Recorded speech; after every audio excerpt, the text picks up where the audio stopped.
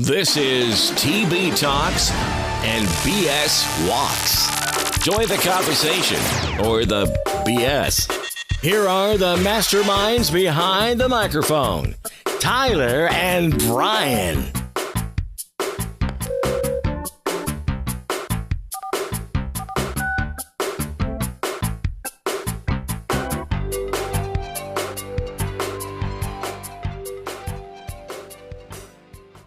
I think I'm ready, man. All right, welcome to TB Talks, BS Walks. This is Brian. How y'all doing? Hope you're having a good week. And I'm joined today, of course, as always, by Tyler. And we've got some interesting topics to go over today. I find them interesting, at least. Yep, we have another sexual misconduct incident that seems to be fast moving. Which, I mean, we have to have a new one every week. I mean, it seems like it. It really does. It's not a week without a sexual misconduct threat or exposition or exposing every week. It's just not a week without it. All of a sudden, people are getting ballsy and deciding to come forward and speak out about something that happened 20 years ago. Mm-hmm. You know? And do you think it's because something's actually happening now, or is it just because money? Well, in the instance with Matt Lauer, I believe that something happened because he was, I mean, it was not a secret that he was kind of a creep. There were several people that knew him, that worked with him, even just, not worked directly, but I mean, just worked around him, and said that he kind of gave off those creep vibes. But yeah, that's who I'm talking about as Matt Lauer. As most of you know, he was a longtime host of the Today Show. Was there over 20 years, and was terminated last week following a allegation of sexual misconduct with a subordinate. Fast termination too. Yeah, they didn't waste any time. Actually, it was Hoda and I think Kathy. Hodor came on like Hoda, I think's her name. I always get it wrong. I think it's Hoda. Hoda and Kathy Lee, I believe. And it's Hoda, Coda, something like that. But anyways, I know it's Kathy Lee, and then the other lady, we'll put it that way. They came on the show the very next morning in tears and said that, they had gotten the word late the night before that he had been terminated. And so they had, just a few hours to prepare to open the show without him. And so, yeah, I mean, it was pretty quick. And from everything that I've made out, there was one coworker that had stepped forward. And then when that coworker stepped forward, another one did. I think, she was waiting on, well, okay, now that someone has stepped forward about this, maybe I should step forward too and give my complaints. So, because there was 2 complaints that were received. Right. And they even said that while it was the first complaint they'd ever had about his behavior in the 20 years he was with NBC, they were presented with reasons to believe that this may not have been an isolated incident. Right. So, it wasn't just like a one-time thing. I don't know if this is true or not, but I had heard that he had a ability to lock his dressing room door, like with a button. He had a button, I guess, somewhere on his desk or something like that he was able to hit and lock his dressing room. And so it was told that Matt Lauer had summoned a fellow female employee to his office like back in 2001, and then he locked the door and sexually assaulted her. Okay. Now I don't know about like the actual remote lock, but I had heard that he had a button that he could remote lock his door. So like whoever was in his dressing room, he could tell him to go in there to get something and lock the door, and then they would stay there till he got there. I don't know how true that is, but I do know that the allegation was that he had locked the door and sexually assaulted a female employee, which led to a very, very rapid termination. Yeah. I'm sorry if you all hear me chuckling, but all I'm seeing right now is like James Bond villain, him just sitting in a chair petting a cat. The woman walks in and he hits the button and turns around. And it's just that image is now stuck in my head. It's horrible, but as soon as I heard button that locked the door, that's all it took. And which James Bond though? Sean Connery? Pierce Brosnan? Oh no, you have to go by the villain. Craig, you can't go by James Bond. James Bond didn't lock the door on women. He just didn't take no for an answer. There's different.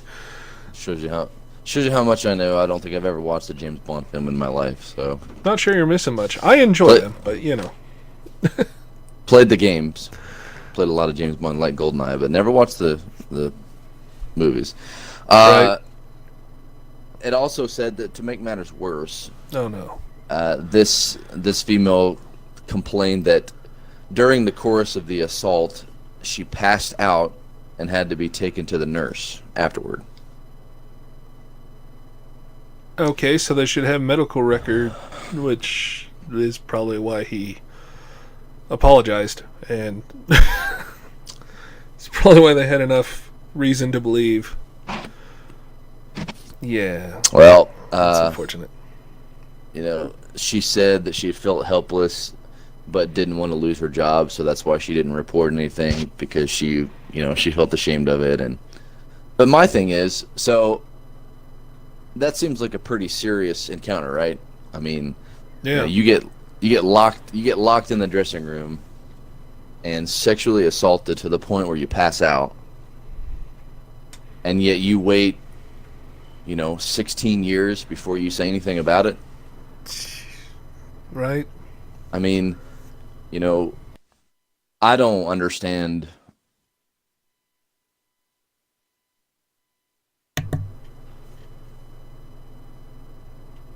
You don't understand what? Oh, did we lose a mic? Did you get booted?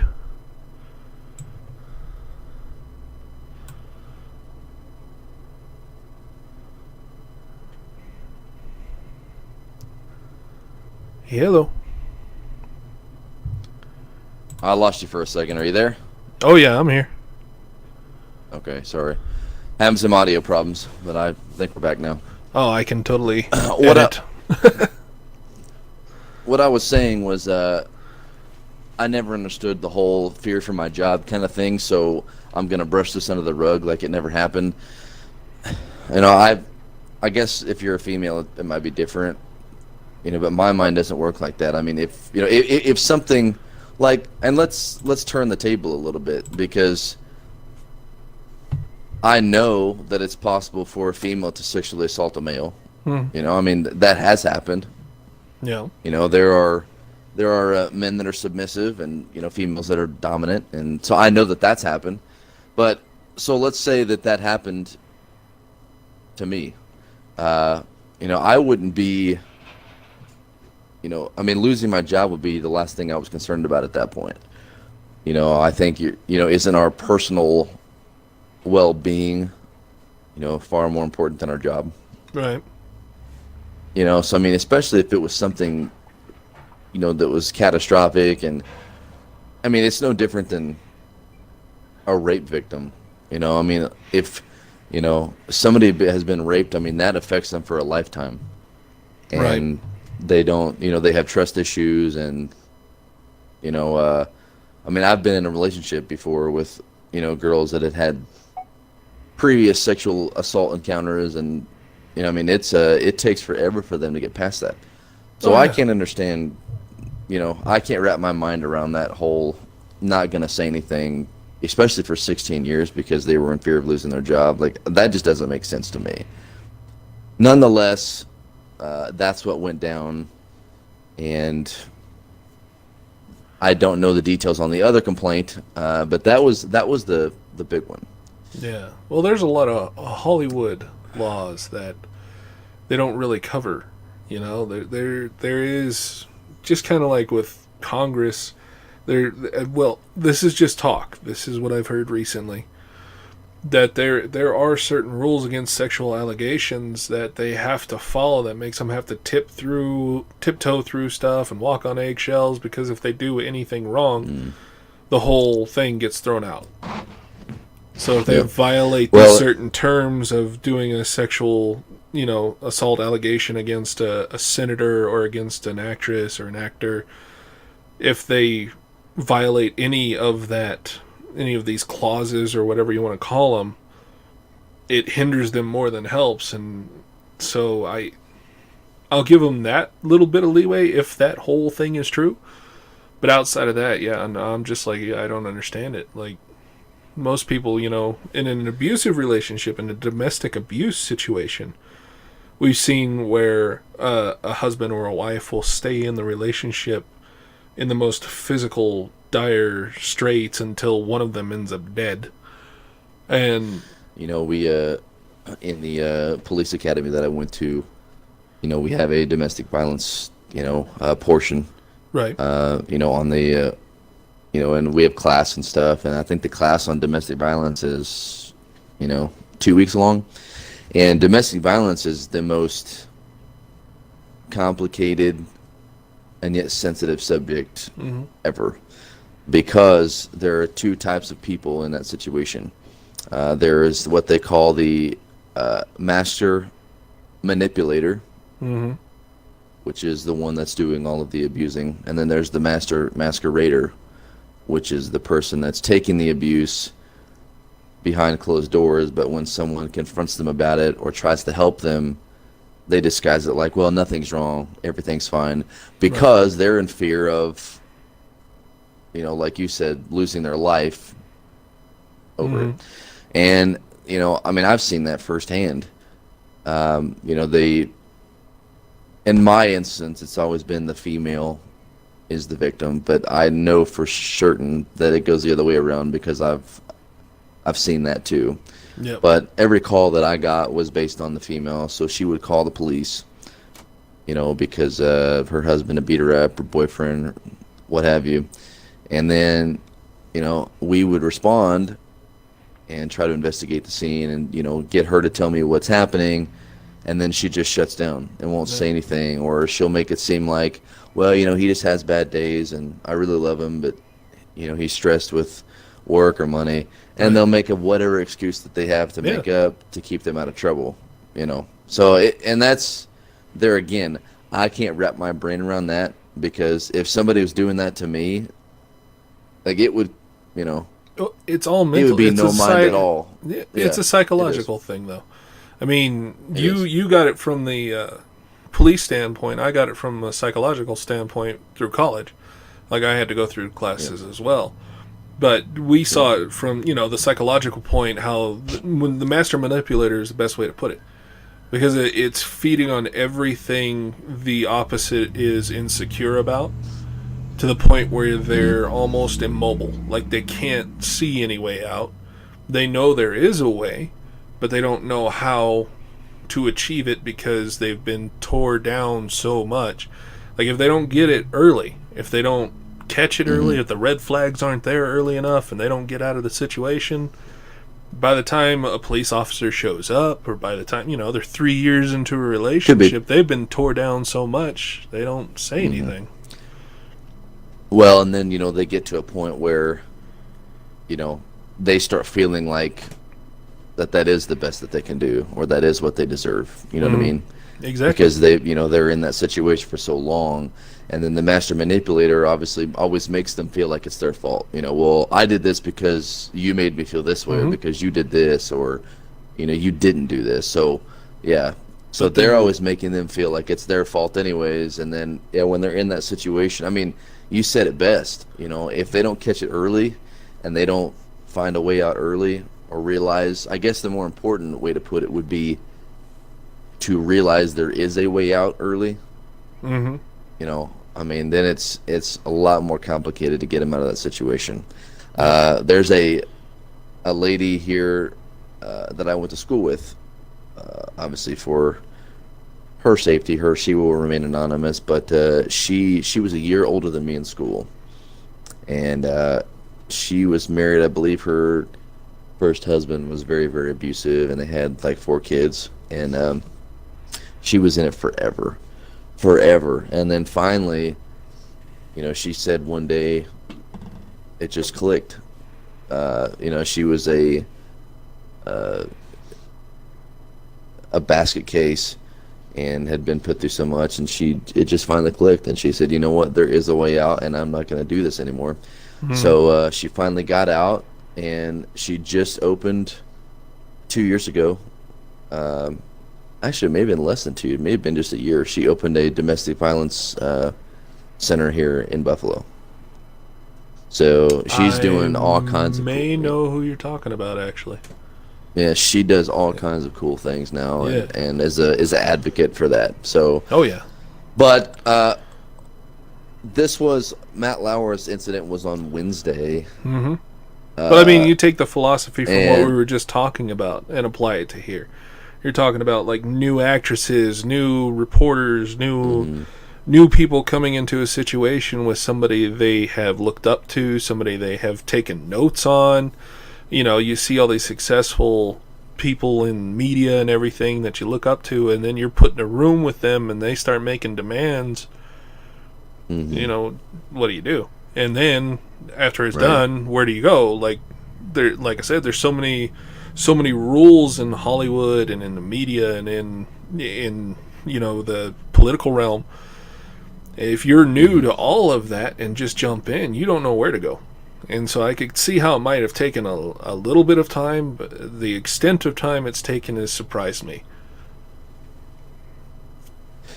Well, this happened Wednesday. The complaints came in Wednesday, and then Thursday, Matt Lauer issued an apology expressing his sorrow and regret for the pain I have caused. Yep. Even, with the sudden outbreak of these incidents happen, as we've talked about on the show, we had John Travolta and Louis C.K., the other guy's name that I can't think of now, Weinstein, yep. Hard. After Matt Lauer apologized, President Trump, who himself has denied multiple allegations of sexual misconduct, he actually weighed in and of course he did. wanted to denounce NBC's news coverage, and he called for other senior figures at NBC News to be ousted. Right. So, sure. But like you said, someone who would issue an apology, sounds to me like that was some guilt there. As we talked about, Louis C.K. owned it. He was the first one that just came out and said, you know what, like, I'm not gonna lie about this. Like, I realized I did some things I shouldn't have done, and I'm sorry for that. So, sounds like Matt Lauer did the same thing. Or is trying to, at least. The quote here is, some of what is being said about me is untrue or mischaracterized. But there is enough truth in these stories to make me feel embarrassed and ashamed. So, I mean, well, he's leaving some room for interpretation. Yeah, that's kind of something else I wanted to touch on, too, was that, we've all done things in our life. Some of us more than others.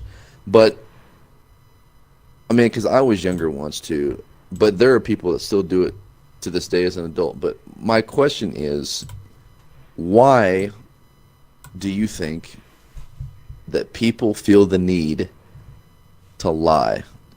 When they do something, why is their first instinct to deny it or try to change the story around to where it doesn't make them look as bad as it should?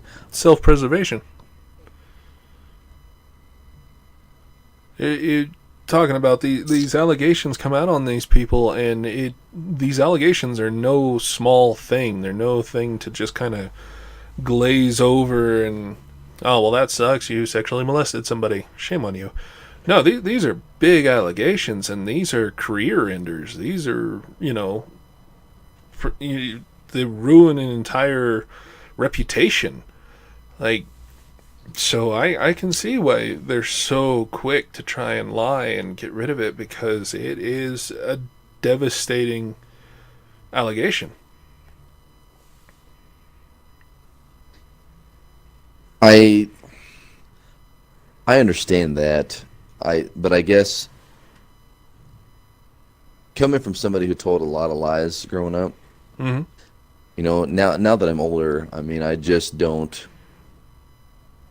It doesn't do you any good, is what I'm saying. Yeah. And for somebody like Matt Lauer, obviously, without proving anything, after these initial allegations came through, and these employees stepped up and banded together and came out and expressed their encounter with him, he was instantly terminated. I mean, no ifs, ands, or buts. They didn't approach him and say, hey, is this true? And, for somebody who had been there for, maybe 1 to 2 years, I could see, we're just going to go ahead and get rid of him because it's not worth keeping around. But when you think of somebody who's been there for 20 plus years, who was a staple for NBC, I would think, why, wouldn't you at least maybe suspend him without pay or something for a little bit and try to get his side of the story before that you instantly called for his termination? Yeah. He made quite a bit. I mean, if I'm not mistaken, he was at $4 million a year, so there has been thought that it was money related. Well, I'm not condoning those actions whatsoever. I hope that no one thinks that. I'm just trying to look at every aspect of this. There again, I have a hard time getting out of that law enforcement mentality.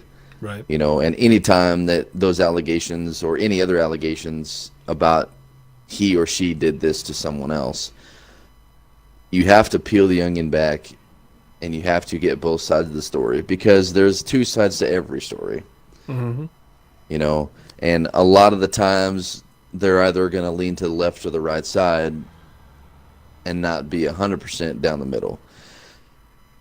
But I just think that somebody that's been there 20 plus years, as you said, making several $1 million a year, that they would at least take some time to investigate it a little further and, dive into it and see how true that the allegations were before, calling for his termination. Right. There again, NBC News is obviously a huge company, and they have a reputation to uphold as well, but so I kind of feel bad for Matt Lauer in that aspect of that they instantly just terminated him. Now, there again, I don't know, it hasn't ever been, to my knowledge, it hasn't came to the surface yet about what actually happened or what didn't happen. Right. I know that I've been accused of doing things that I didn't do in my life. And that's the only thing, that's where I'm coming from on that.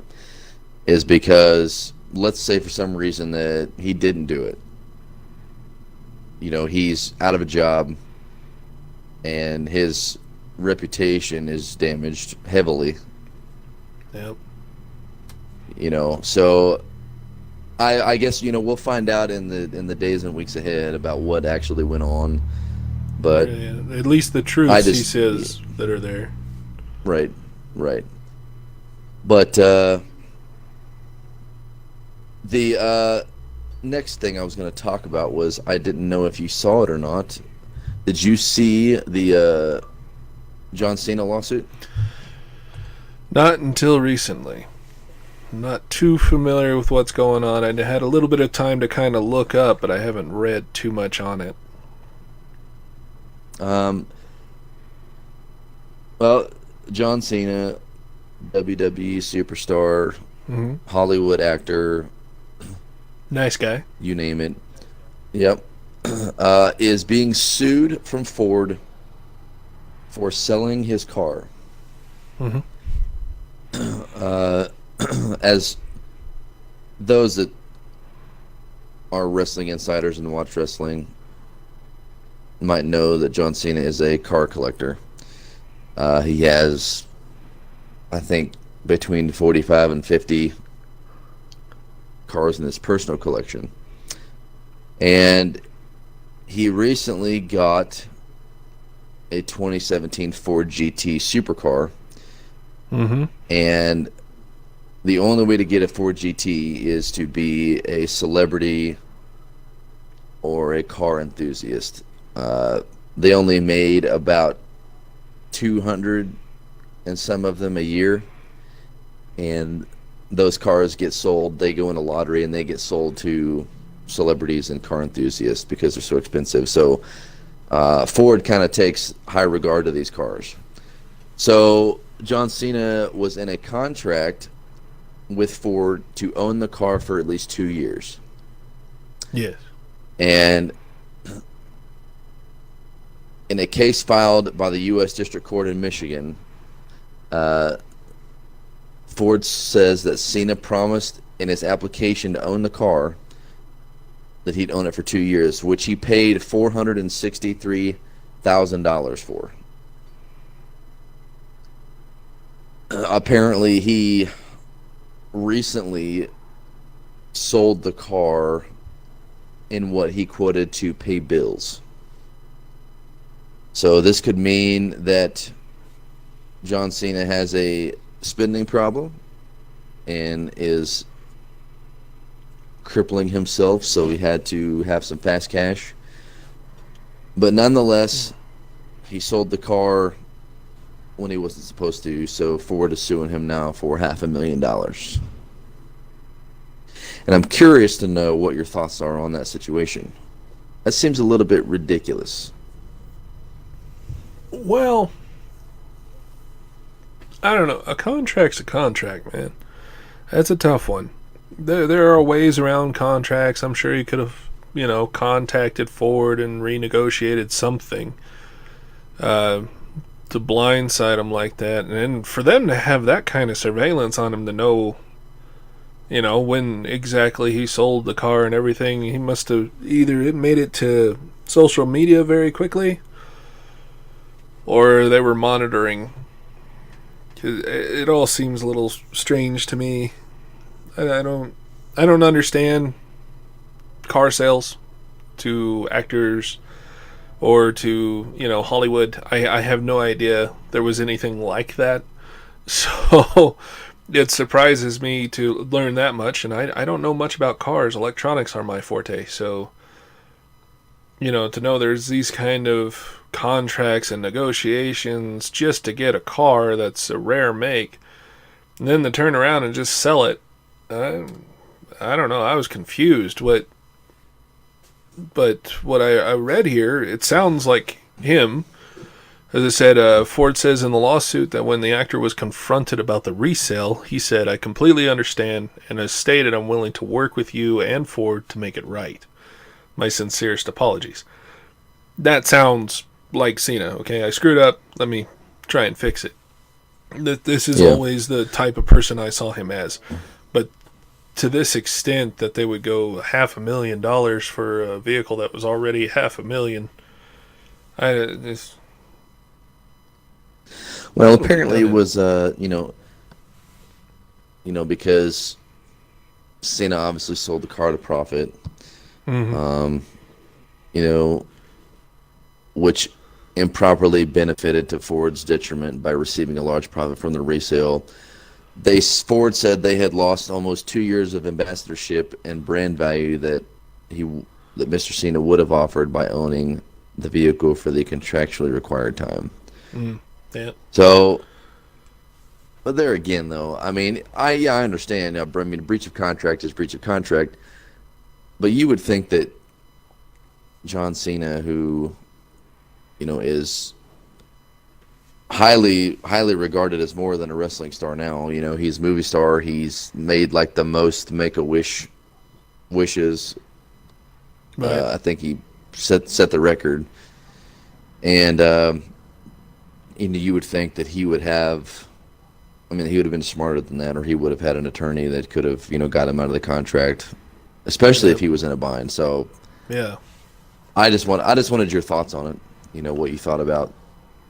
I mean, first of all, if I bought a $463,000 car, not selling it. I shouldn't be having any issues with money. Yeah. I don't know. Maybe it's they his say wife, future wife, fiance, whatever. Yeah. Bella twins or whatever. Yeah, Nikki Bella. Yeah. But I've heard the saying that the more you make, the more you spend. Yep. So you never know. He might be a really nice guy, but he may have the same problem that a lot of people I see on a daily basis have, and he likes to gamble. I don't know. Who knows? Maybe he's a Texas Hold'em connoisseur. I don't know. Yeah, I wonder how many people in your line of work come into a casino totally strapped for cash, but just have to spend that last $5 or $10 to try to hit it big. There's no way for me to tell for sure. I just see them walk in, and I see them either happy when they leave or head hung. So I was going to ask that. Can you see a people's change of emotion when they're playing? Yeah. We'll have people come in and joke with us, and then sit down, and about an hour later they're cussing at the machine, and they start yelling at us at the door that we need to loosen the machines up, and that sort of thing happens at every casino. And it's not. What do they mean by loosen the machine? What do they mean by that? The old. Well, I don't know if that's something you can discuss or not, but I'm just curious what loosening the machine meant. Well, the older machines, we're digital now, but the older machines ran on gears and springs and clockwork and all that fun stuff. And so much money went in, the springs would, loosen in a way to allow for that jackpot. Now they're all digital, so everything's set up there. I don't even know how that whole system works, what the variables are, any of that. But the saying has always been that we need to loosen the machines because they're not paying out enough. So, I mean, you'll hear that at every casino, any casino. And, it's only tough because that they're in there so often, and most of them are pretty nice people. And so you kind of want them to win occasionally, But after it doesn't happen for so long, you got to keep them coming back. Yeah. So. Well, that's I've been out of town all week for work, and as I've said it before, I work on the crane machines that you see in Walmart and Toys R Us and things of that nature that dispense little plush toys, and those are ideally those are set to a price point, right? Is how that initially works, but people think that we have the claw, loose so it won't grab the toys, or we purposely put things in the machine that the claw can't grab a hold of, and nope. And I hear it every day. So, but but I just wondered how that, I would be curious to know, go behind the scenes and in casinos and find out how things work. I mean, that's one of those mysteries that I would be curious to find out, how it works. The biggest one that I had was, when I worked on a magic show in Branson. And obviously, I'm still contractually obligated to that I can't reveal anything. Right. Even though he no longer even works. He's not performing anymore, but it was one of those deals where, it was a lifetime. You can't reveal any secrets or things like that. But working on a magic show was probably, as miserable as he was to work for, the experience was cool because that was one of those mysteries that you always wanted to know. Well, how did they do that? Yep. And then actually getting behind the scenes and see how it's done, like it actually would make you feel stupid because of anything you could think of, you're like, oh, that's how they do that. And it's something right. so easy, and it's something so easy. It's so easy.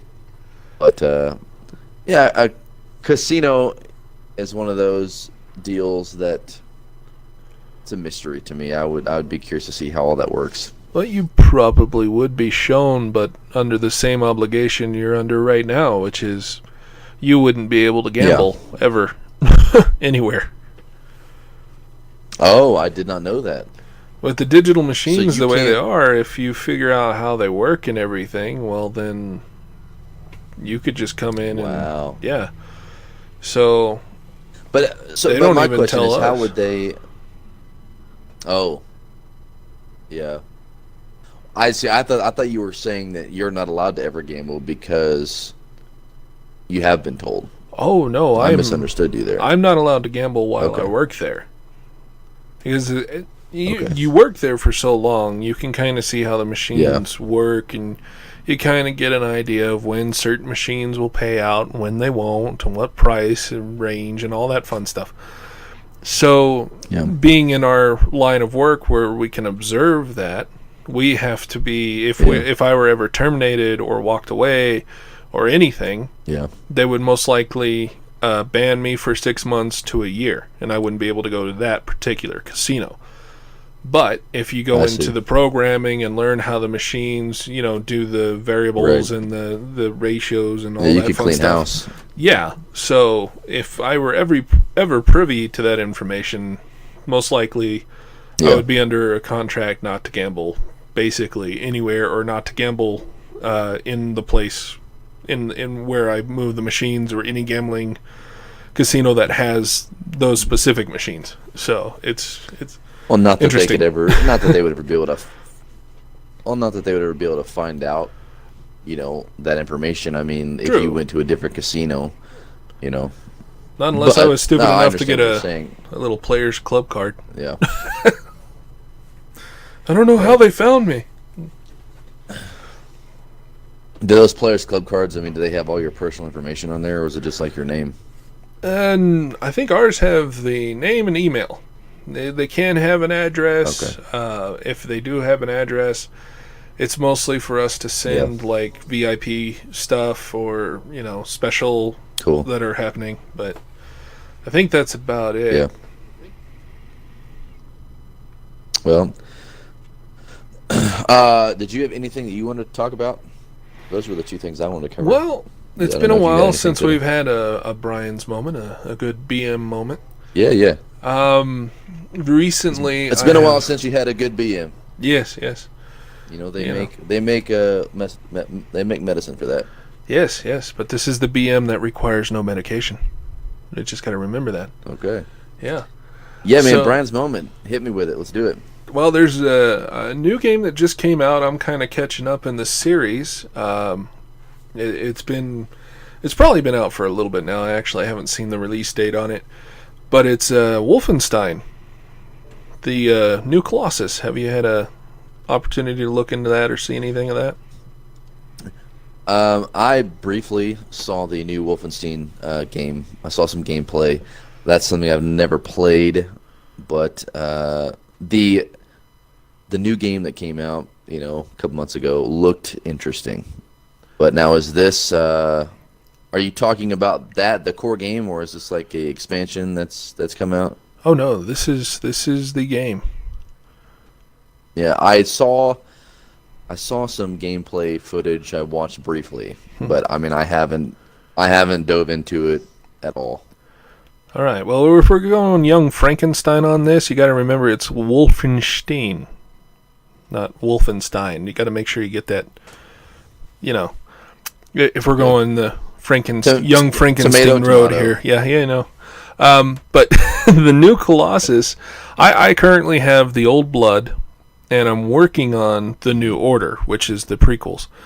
So give me some backstory. What is What is Wolfenstein? I mean, what is it? Wolfenstein is an alternate universe where we are losing the war in World War II, and actually, the New Order we have lost. Germany's basically taken complete control. The Nazis, I should say, have taken complete control of everything. They're in the United States. They're the governing power that controls everything. They've gone through and done their culling, where if you're a Jew or anything else, they've pretty much gotten rid of you by this point. You play as BJ Blazkowicz, which works great for me because when they call out BJ, I feel like I'm in the game because just for people who don't know, those are my initials. I'm actually a junior, so it's Brian Jr. Anyway, so when they talk, they just say BJ or Blazkowicz. Blazkowicz kind of pulls me out of it, but when they say, hey BJ, you need to move, I'm moving. Like that's so. I kind of gravitated towards that once I started hearing that. That has to be German. Well, he's pretty German. They call him a half-breed. He's half Jewish and half Texan. Oh, okay. Yeah. I know. He's got the Texas accent. That's great. That's random. Half Jewish and half Texan. Okay. Well, they made a big deal about him being from Texas, so I thought I'd throw that in there. This is a Jewish Texan killing Nazis. Comical. Yeah. But it's over the top. It's very over the top. Explosives, weapons, upgrades for your weapons. The new Colossus I actually haven't gotten yet or had the chance to play yet, but I do know a lot about what's in it. But I am working on the New Order, and in that, of course, you get weapons. You start getting upgrades for those weapons. You get perks where if you do a certain amount of kills, it increases something. So it's definitely an interesting game to look into. I actually got it on my PS4, so I had something to do when college is over and I'm at work and got nothing. And it's been a blast. Well, I know that you're playing Elder Scrolls Online right now. Yes. My wife and I are working on the Morrowind expansion, I think. Yeah. We played like 5 hours the other night. Have you played Fortnite yet? The Battle Royale? No, just with you. I'm planning on getting the full game because I like the cooperative aspect of it. But I have not played since the last time we played, actually. I have a love-hate relationship with Battle Royale. And my dog just spilt hot coffee all over my lap. Well, you're quite composed. All right. That's pretty impressive, actually.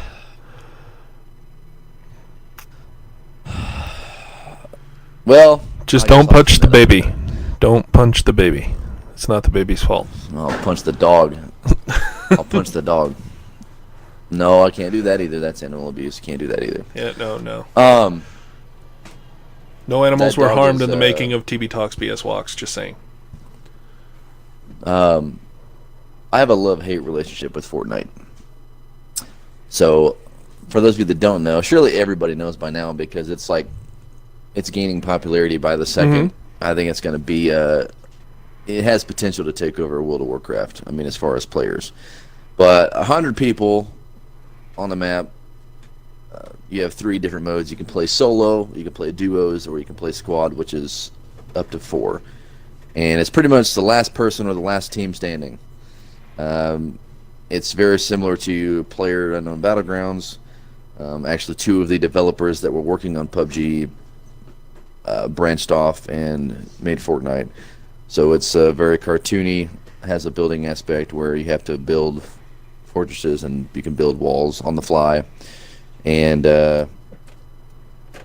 so it's extremely addicting to play, but however, I can't kill anybody, so... Yeah, well, in the short time we played, I was able to injure people, but I did not kill one person the entire time. I gotta I got to clean this up real quick, so stall for just a second. I'll be right back. All right. I like how you say to stall when we're not actually talking to anybody, and I can edit anything out. If I wanted to be a dick and leave this in there, I could put like clips of Lord of the Rings or Star Wars just to confuse people. Make up. Oh, static.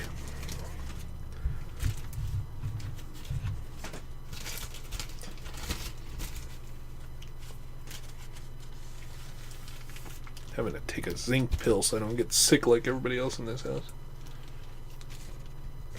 I'll probably still get sick. It's normally my luck.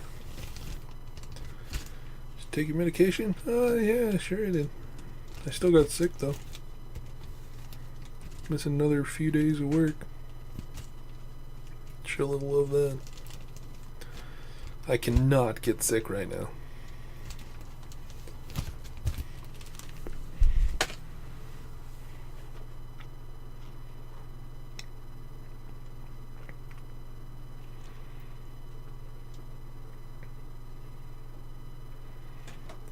You're gonna be like, now you can tell people you taste like Java.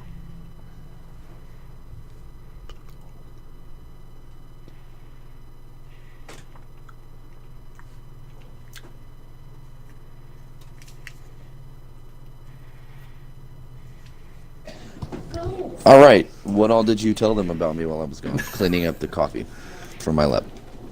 Well, since we're not actually talking to anybody, I didn't say much at all except that I like how you tell me to keep them entertained when nobody's actually here to entertain. And the fact that I could edit anything I want to into this. You could walk away and I could put Lord of the Rings in the middle of all of this, or Star Wars, and nobody would be able to tell the difference of what happened. And then I said, now you can tell people you taste like Java. Well, yeah, this is, well, yeah, it's pretty weak coffee, but I didn't make it. The wife did. So.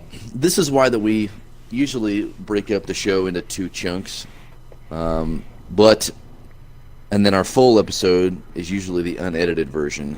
Mm-hmm. So if you want to hear, I don't know what Brian said about me, but he could have told me that I acted like Helen Keller, and I wouldn't know what he said. So you'll be able to see the unedited version of him stalling. Hopefully there wasn't just 10 minutes of dead air. Oh, no. I kept talking. Mm-hmm. Take that one and put it in your pocket. Well, that's the beauty of being the editor. Oh, you can take that one. I was going to tell you to take the smaller one, but you have a hoodie pocket. I'm not going to carry my hoodie. Or are you going to carry that one? I'm going to put it in the car and then carry my passenger. Okay. Bye. Love you. Long time. Wife is leaving to go with her mother to go do some shopping, and she was asking me if she could take one of the little pistols with her, put it in her purse. And I said, yeah, just go in there in the drawer and get one.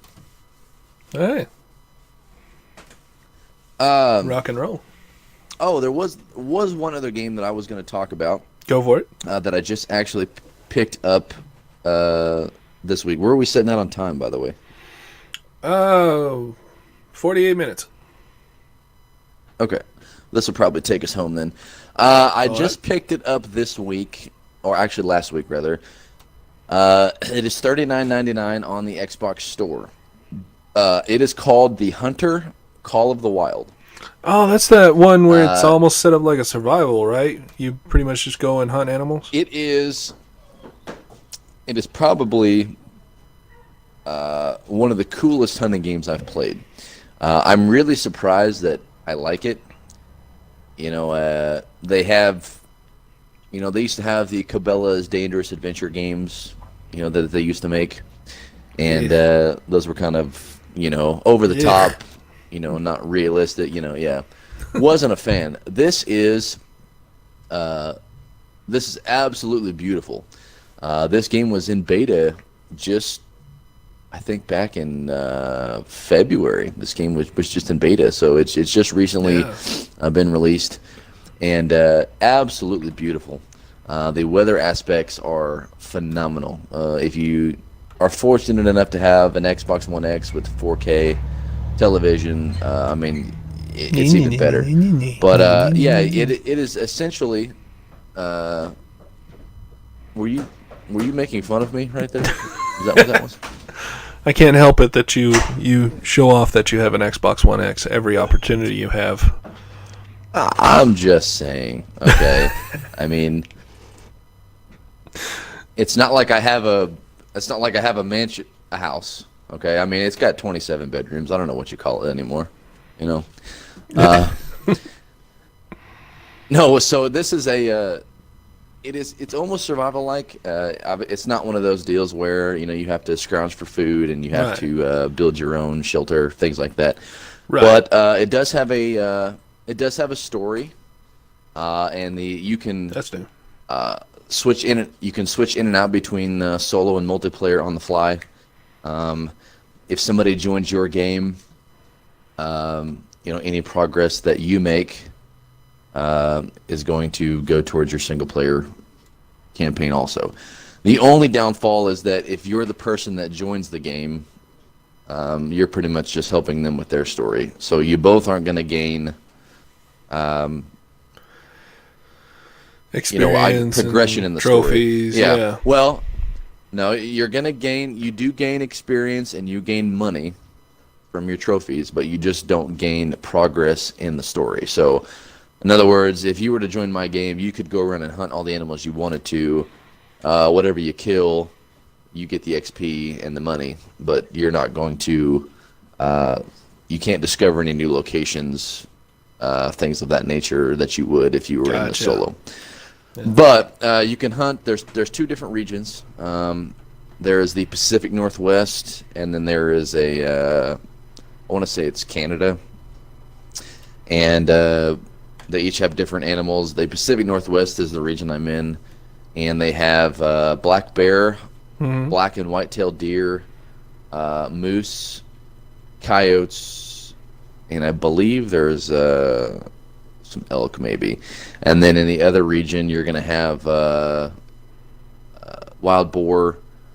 I think it's called the roe deer, and then I forget what else they have. But anyways, so you can go and you actually hunt these animals. You can upgrade your calls. They have a call for every animal in the game, and the animals emit either a mating call, and you can post up in a tree somewhere or in a bush and call them into you, or if they spot you or hear you or smell you, they emit a warning call. So, but the realism of the game, they did a really good job with it. They have a wind indicator. If you were actually walking, against the wind, it will put off your scent, and the animals in the area will be able to smell you, and it'll be harder for you to find them. You can hunt from the ground. You can build a blind on the fly if you want to post a blind, or you can build a tree stand. You can hunt in an elevated position. I believe it is 2 to 8 players multiplayer. Well, so I've seen the multiplayer on it. Yeah. So I'm actually having a lot of fun with it. It's kind of one of those games like Farming Simulator. I mean, if it's kind of a game if you just want to chill and kill some time and don't want to have to worry about being killed yourself. From what I understand, you can't actually die in the game. At least I haven't yet. You're not allowed to take fall damage because to enter a tree stand you actually have to hit the X button, then it puts you up in the stand, and then to exit you have to hit the X button, then it puts you back out. So you can't fall out of the tree. So you can't. You don't have to worry about dying, but it can get quite stressful if you're tracking a huge buck. Your adrenaline kind of becomes elevated as you would, I guess, if you were hunting in real life. I'm not a hunter in real life, which is why that I didn't suspect that I would like the game, but I can go into that virtual reality universe and have a ball, become a expert hunter. Yeah. So if I could go back now, I don't know if I'd pay $40 for it. but it definitely is a solid game. Mm-hmm. However, I would probably wait if I could do it over. I'd probably wait to see if it comes down to, $20 or $30 on sale. But so if you guys get a chance and want to try it out, or if they ever release a free trial on it, you might. I don't know if you'd like it or not. You kind of like. I was gonna get it, but I didn't know survival. anybody else who would play it, so I just kind of stayed away from it. Yeah. No, yeah, I have it. So if you decide to pick it up, we could do a stream for that. That would be kind of fun. That might happen after the new Colossus, because I got to work on that now. Well, we got Gears of War. Gears 4, yep. Too. Well, we got to get through Gears 1 that, which I and think, 2 and 3 and 4. I think is the plan first. I think we're going to stream some this evening. Yes, we have not decided whether it's going to be the first Gears or 4, but we are definitely streaming. I think, I still have Gears 4, the first play we did. So we can continue with that, or we can play Gears 1 and continue our podcast stream of that. Because the Gears 4 I'm saving until we've got 1 and 2 and 3 done with on our actual podcast channel. So. And I am going to check the Twitter real quick before we wrap it up here. Okay. There is an edit from last stream, or the last podcast that we did. We do not have 70 followers. We are following 73 people. We have 7 followers.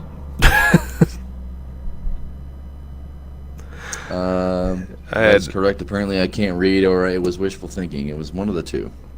I shed a little tear when I noticed it too, because our Twitter guy, Mr. Yaki, is taking care of Twitter for us, and we're gonna have to write him up now. He's not promoting the page. Oh no, he got a new phone, and I sent him all the information on Yeah, Twitter again. So. Yeah, he texted me the other day and told me that he got a new phone, but he didn't have the password and stuff for the Twitter account. So I said, well, you need to contact Brian because he has all that information. Oh, yeah. So I was wondering if he did. So, ladies and gentlemen, I apologize for making you guys think that we were succeeding way more than we actually are. We have 7 followers on Twitter, not 73. But it's a work in progress. We do want to thank Pornhub.com for sponsoring today's show for all of your adult needs. Which they had to fight KY Jelly, so, we won out on that one, I personally think. Well, maybe we should try to get something more family-friendly to sponsor our show. Maybe, that's probably a good idea. Maybe that's where I need to start. Yeah. Man, I don't have anything else. Unless Dollar Shave Club, you sponsor everybody else. I mean, I realize that I don't shave that often. Dollar Shave Club is like handing out sponsorships left and right. They do. I know, but I would feel if they sponsor us, you're gonna have to do it because I love my beard. I'm not getting rid of it that easy. Well, I have too much of a baby face, man. I hear that it's actually a really good shave too. I haven't actually tried their stuff, but I hear that they've got a pretty positive results. So, man, I don't have anything else. It is Saturday when we're recording this. It's a beautiful day outside. Yes, it is. So I'm gonna go find something to do. I got the house to myself for a little while the wife is out shopping. So, yeah, thanks for tuning into the show, and we'll by the time that you guys listen to this, you won't know that we're streaming tonight because it will have already passed. But we got some streams coming up, and but yeah, Brian, thanks for a good time as always, man, and get yourself some sleep. I know you haven't been to bed yet. You're doing one of those. You're staying awake just to record the show. That is dedication and determination. I do my best. Well, man, get yourself some rest. Everybody have a great day. Be kind to one another, and stay tuned. Till next time, I'm out.